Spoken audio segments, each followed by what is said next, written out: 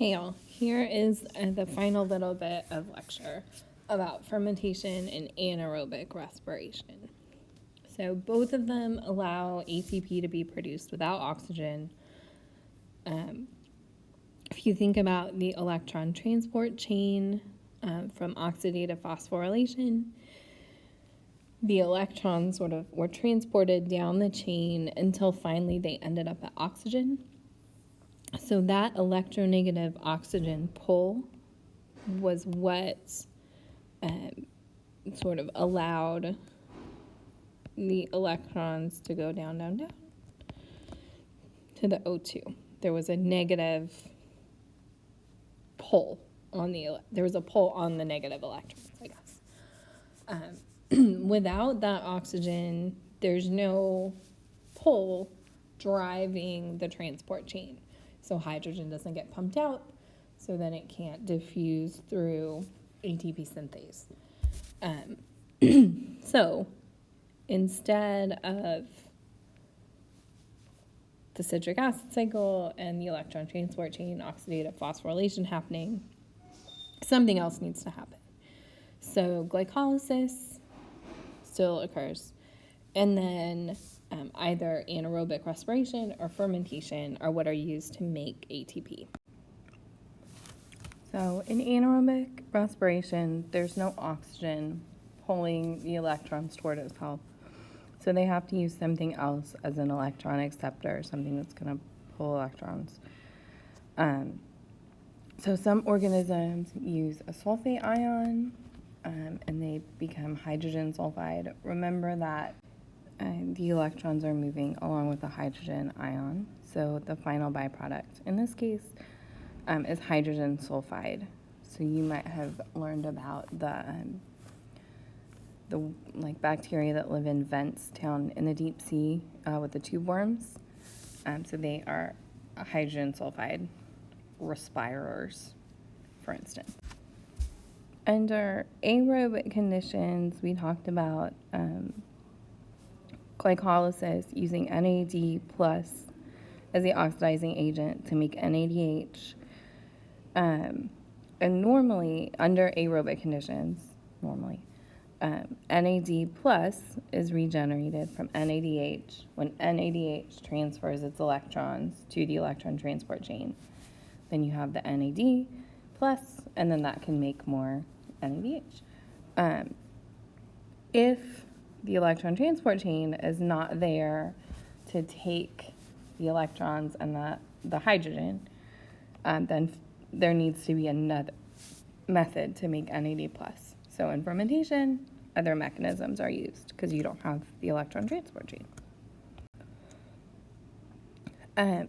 Fermentation is, as you see, an extension of glycolysis. So it oxidizes NADH by transferring electrons to pyruvate. So in glycolysis, pyruvate was produced, and now that pyruvate is going to be used to do more things that aren't the citric acid cycle and oxidative phosphorylation. So there's two types you're probably familiar with, at least vaguely. Alcohol fermentation produces ethyl alcohol, ethanol, and lactic acid fermentation produces lactic acid. So in alcohol fermentation, pyruvate is converted to ethanol, releasing first CO2 and then producing NAD plus and ethanol. And I'm just going to draw ethanol quick. So ethanol is a 2-carbon molecule. You can see 2 carbons, and an OH is the alcohol group. So you can imagine the 3-carbon pyruvate losing carbon dioxide, and then ultimately it being converted to ethanol. If there was any baking done over the break, alcohol fermentation was likely what occurred in the kitchen. That's what we use. That's what yeast does. So it produces that carbon dioxide. Those are the bubbles that leaven bread. And in brewing and winemaking, obviously, the ethanol is the end product that we're interested in. But in baking, it's really that CO2 that we want. So here is just another picture. You can see the pyruvate, the carbon dioxide that's lost in gray, and then the steps are that it becomes acetaldehyde first, and then that gets transformed into ethanol. Again, you don't need to know the steps particularly, but you should kind of know that NAD plus is regenerated in this way. As a person who bakes a lot, I think this this piece of it is cool. So anyway, humans don't do generally alcohol fermentation. So the other form of fermentation is lactic acid fermentation. So pyruvate, in this form, is reduced directly to form lactate, which you see there, and NAD+. So notice lactate and pyruvate are pretty similar. The only difference is right here, that OH group. There's no release of CO2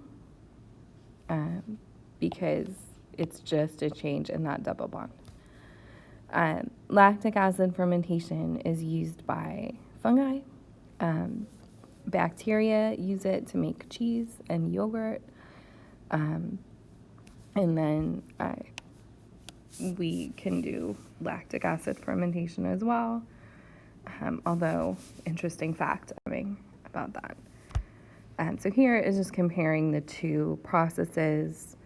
The only real key difference is that alcohol fermentation releases carbon dioxide, whereas lactic acid fermentation does not. We talked about this a little bit the other day, but fermentation and aerobic respiration are part of what turns these lovely cacao beans into chocolate, which is fun. And then here, this is my interesting fact. So we, science people, used to think that muscle cells, which can do lactic acid fermentation, only did that when we were in an anaerobic state, right? When there was no oxygen or short amounts of oxygen. But what they have found more recently is that skeletal muscle, the red muscle, or like dark meat, if you're thinking about turkey, are slow twitch muscle. Slow twitch muscle is for more endurance kind of stuff. And slow twitch muscle oxidizes glucose completely to CO2. So it goes through glycolysis, the Krebs cycle, oxidative phosphorylation, the whole thing, which makes sense if you think about muscles that are being used for endurance. You're getting oxygen, muscles working.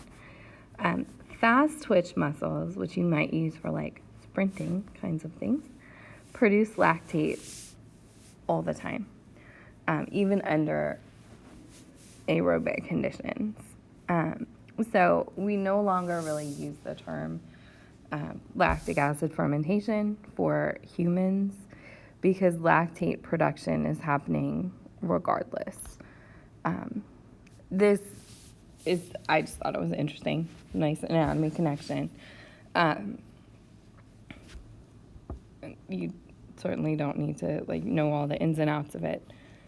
It's just kind of neat. Okay, we're nearly done. So if we compare fermentation to our other types of respiration, anaerobic, no oxygen, aerobic, oxygen, they all have some similarities. They all start from the same place, glycolysis. And for all of them, NAD plus accepts electrons during glycolysis, NAD plus to NADH. The differences arise when we're looking at how we get back again to NAD plus, how we can continue the cycle. So in pyruvate, there's an organic molecule that's the final electron acceptor instead of oxygen. Whereas in cellular respiration, right, they go to the electron transport chain. So fermentation is just, it's a way of moving electrons without the electron transport chain. And then, as you probably already know or remember maybe from biology before, the amount of ATP produced is very different. Fermentation produces 2 ATPs by what's called substrate level phosphorylation. So using the substrate kind of directly to do the phosphorylation. Cellular respiration, going through the electron transport chain, can make many, many, many more, 32 or more, depending on different factors. There are different kinds of bacteria in particular. Remember, bacteria are very diverse group of organisms. So there are some that are obligate anaerobes. Obligate means like you're obliged to do something. So obligate anaerobes are obliged to only live in anaerobic environments. Oxygen kills them, basically. So they have to carry out fermentation or anaerobic respiration because they'll die in the presence of oxygen. There are lots of microbes, lots of bacteria, and yeast, which remember is a fungus, not a bacterium, which are facultative, which means they can kind of do either. So in that case, we remember pyruvate showed up at the end of glycolysis, and that was the starting point either to go into the citric acid cycle or for fermentation.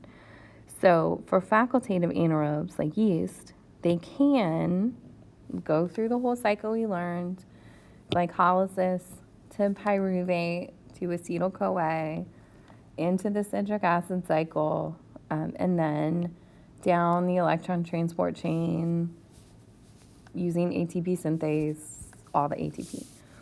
But if there's not oxygen present, instead the pyruvate can be fermented into ethanol instead.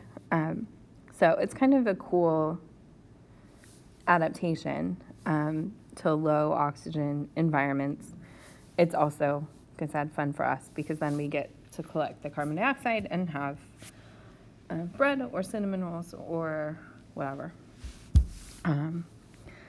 So that is fermentation kind of in a nutshell. Hopefully that wasn't too long. The key thing really to remember is that it's another method, another process of kind of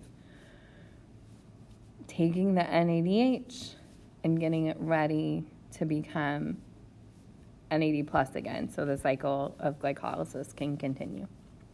It's not as efficient, but it does make some ATP when necessary. Thanks, everybody. Bye.